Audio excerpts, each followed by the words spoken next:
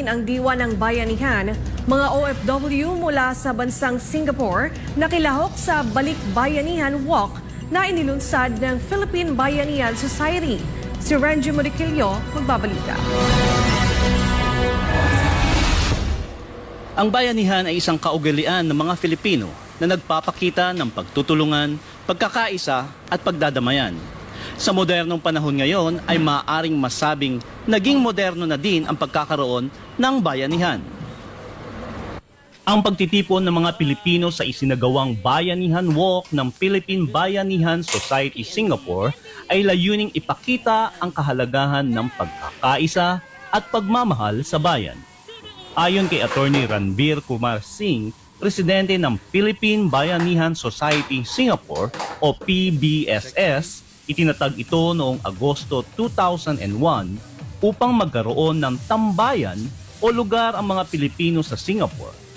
Kabilang sa mga pangunahing layunin ng samahan ang pagpapabuti ng kasanayan ng mga manggagawang Pilipino at pagpapalalim ng sosyo-kultural na ugnayan sa pagitan ng mga Pilipino at mga Singaporean. The Bayanihan Center has been set up as a tambayan, I would say, tambayan for the overseas Filipino workers in Singapore.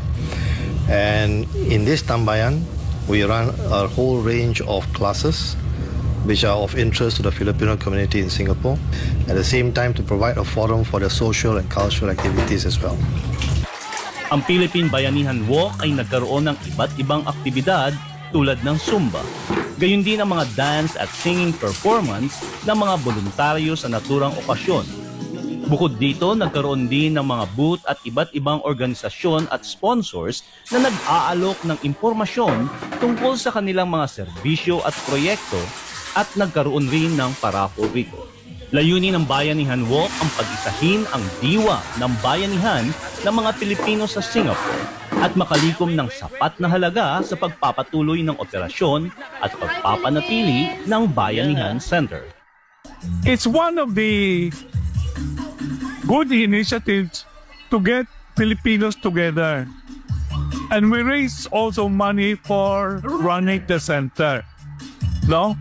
So, to gather the Filipinos, no, at least once a year, and at the same time, we are able to raise some funds to help maintain the activities of the Bayanihan Center. Ang mga kaugnay na grupo ay nakikinabang din sa ilalim ng ilang tulong pinansyal pati na rin ang paggamit ng mga silid para sa kanilang mga pulong at proyektong voluntaryo.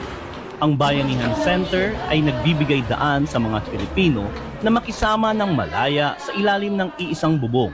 Ang buong samahan ng mga individual, asosasyon at iba't ibang Filipino community dito sa Singapore ay maaaring magsama-sama sa pagtupad ng iisang layunin mula sa pinakasimpleng salo-salo hanggang sa pinakamalalim na proyekto. Sa pagbabalik ng Bayanihan Walk matapos ang 3 taong pagkakaantala, lubos ang pasasalamat ni Miss Minerva Lau, Honorary Secretary ng PBSS sa lahat ng nakilahok at tumulong upang maisakatuparan ang aktibidad. It's a fundraising activity kasi madaming mga expenses, operating expenses ang Bayanihan Center. At wala po kami, it's a non-profit organization. So we need to raise funds to support its maintenance and operations for the skill upgrading and training of our kababayan. So madami pong mga nagpupunta dito para matuto ng kung ano-anong mga skills. Paano naman po pag